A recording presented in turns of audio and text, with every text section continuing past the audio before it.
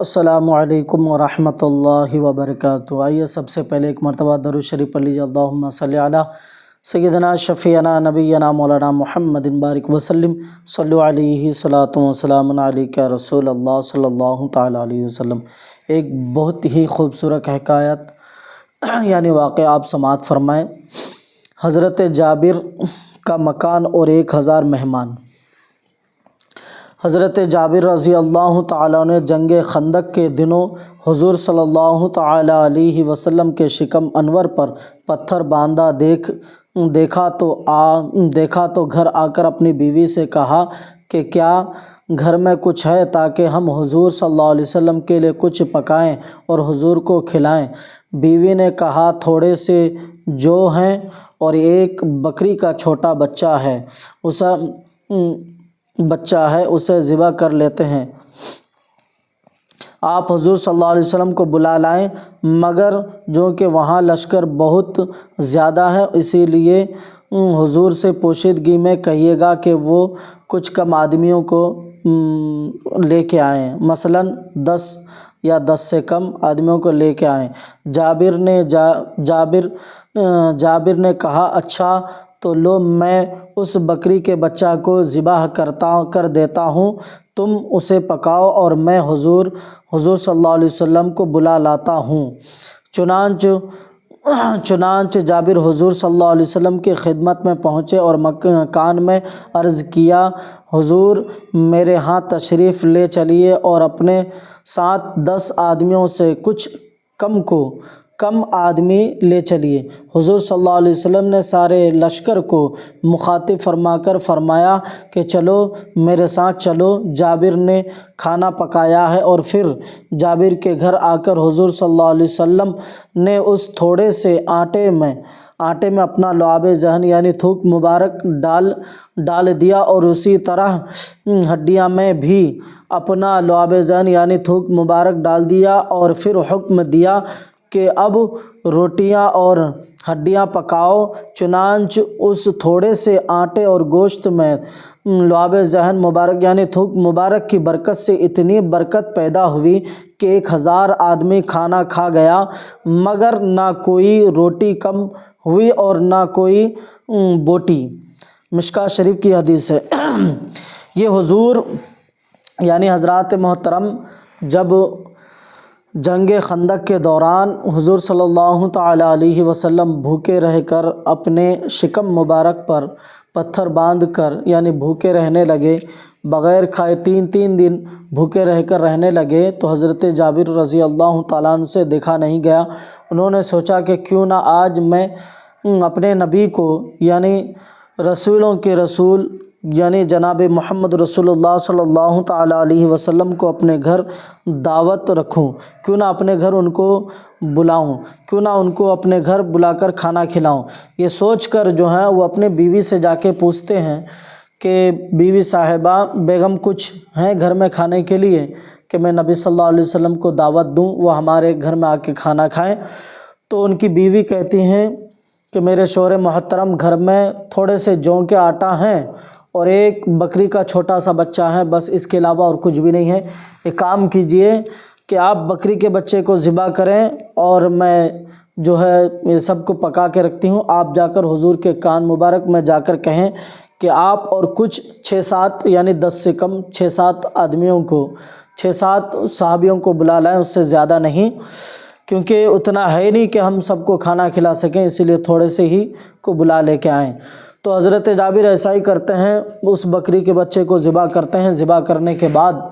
حضرت جابر نبی صلی اللہ علیہ وسلم کی بارگاہ میں جاتے ہیں، جا کر کہتے ہیں یا رسول اللہ صلی اللہ تعالیٰ علیہ وسلم میرے ماں باپ آپ پر قربان، فدا کا وہ امی و ابی۔ یہ کہہ کر جو ہے نبی صلی اللہ علیہ وسلم کے کان مبارک کے پاس جا کر کہتے ہیں، ہلکی سی آواز میں کہتے ہیں کہ یا رسول اللہ صلی اللہ تعالیٰ علیہ وسلم آپ کی اور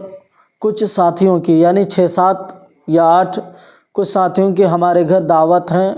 آپ جو ہیں ہمارے گھر دعوت میں آئیں۔ تو حضور صلی اللہ تعالیٰ علیہ وسلم جو یہ بات سنے تو سارے لشکر یعنی وہاں پر جتنے بھی صحابی تھے اس جنگ کے دوران جتنے بھی ساتھی تھے سب کو نبی صلی اللہ علیہ وسلم مخاطب ہو کر فرمایا کہ چلو جابر کے گھر چلتے ہیں، آج جابر کے گھر میں دعوت ہے۔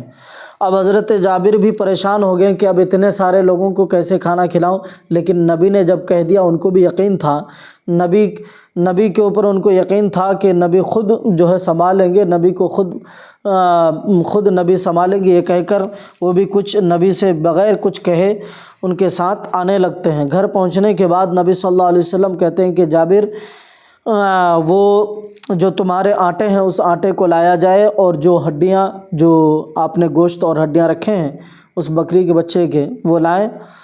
تو حضرات محترم حضرت جابر رضی اللہ تعالیٰ عنہ لا کر وہاں پر رکھ دیتے ہیں۔ نبی صلی اللہ علیہ وسلم اپنا لعاب ذہن، جسے تھوک کہا جاتا ہے، اس آٹے میں اور اس تھوڑے سے ہڈیوں میں تھوکتے ہیں، یعنی اپنا لعاب ذہن ڈالتے ہیں۔ ڈالنے کے بعد حضرات محترم ان کی بیوی جب وہ پکانے لگتی ہیں، تو میں آپ کو بتا دوں کہ اس دعوت میں جتنے بھی بتایا جاتا ہے کہ 1000 مہمان تھے، قریب 1000 مہمان تھے، سارے کھا گئے، لیکن جتنا اس ہانڈی میں جتنا سالن تھے اتنا سالن ابھی بھی موجود تھا، سارے کھا چکے ہیں۔ جتنے بھی صحابی تھے اور نبی صلی اللہ علیہ وسلم اور جتنے بھی صحابی رسول تھے، سارے کے سارے کھا لیے۔ کھانے کے باوجود بھی جو پہلے کھانا تھا وہی کھانا ویسے کا ویسا ہی موجود تھا، یہاں تک کہ روٹی بھی ختم نہیں ہوا۔ یہ حضور صلی اللہ تعالیٰ علیہ وسلم کی تھوک مبارک کی برکت تھی کہ تھوڑے سے کھانے میں اتنی برکت پیدا ہوئی کہ 1000 آدمی سیر شکم ہو کر کھا گیا، لیکن کھانا بدستور ویسا ہی رہا، اور نہ کم ہوا، اور نہ یہ حضور کی تھوک مبارک ہے۔ اور جو ان کی مثل بشر بننے والے ہیں، یعنی کچھ لوگ کہتے ہیں کہ نبی صلی اللہ علیہ وسلم ہم جیسے ہیں، نبی صلی اللہ علیہ وسلم ہمارے بڑے بھائی ہیں، نبی کو پیٹ کی پیچھے کی خبر نہیں ہے، نبی مر گئے سر گئے مٹی میں مل گئے۔ تو میں ان سے کہنا چاہوں گا کہ نبی صلی اللہ علیہ وسلم اس آٹے میں اور ان ہڈیوں میں، ان گوشتوں میں اپنا لعاب ذہن یعنی تھوک مبارک ڈالا، تو سارے صحابہ رسول مل کر کھائے۔ آج اگر تم اپنے گھر کے آٹے میں تھوک دو، یا کیا کہتے ہیں کہ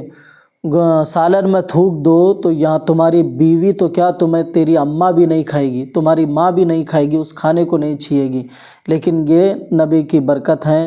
یہ نبی صلی اللہ علیہ وسلم کے مقام کو جانتے ہیں۔ اسی لیے حضرات محترم ہم میں اور نبی میں آسمان زمین کا فرق ہے۔ ہم تو نبی کے پیروں کے مٹی جو دھول ہے، جو نبی صلی اللہ علیہ وسلم کے پیروں کے دھول ہیں، ہم اس کے لائق بھی نہیں ہیں۔ تو اللہ تبارک و تعالیٰ سے دعا ہے ہم تمامی مسلمانوں کو حق بولنے اور حق پر عمل کرنے کی توفیق عطا فرمائے، خاص کر کے 5 وقت نماز پڑھنے کی توفیق عطا فرمائے۔ اس دنیا میں جہاں کہیں بھی مسلمان بھائی پریشان حال میں، ان کے پریشانی کو دور عطا فرمائے، اور خاص کر کے اس دنیا سے جتنے بھی مرحومین بوڑھے بچے جوان عورت جتنے بھی گزر چکے، اللہ تعالیٰ سب کو جنت میں اعلیٰ سے اعلیٰ مقام عطا فرمائے، اور ہم مسلمانوں کی حفاظت عطا فرمائے، اور تمام مسلمانوں کے گھروں میں خیر و برکت کا نزول عطا فرمائے۔ میرے بولنے میں اگر کوئی قسم کی غلطی و خامی ہوئی ہو تو ضرور میری اصلاح کریں، اور اس ویڈیو کو زیادہ سے زیادہ دیکھیں، اس ویڈیو کو زیادہ سے زیادہ شیئر کریں، اور چینل کو سبسکرائب کریں۔ وآخر دعوانا ان الحمد للہ رب العالمین۔ السلام علیکم ورحمۃ اللہ وبرکاتہ۔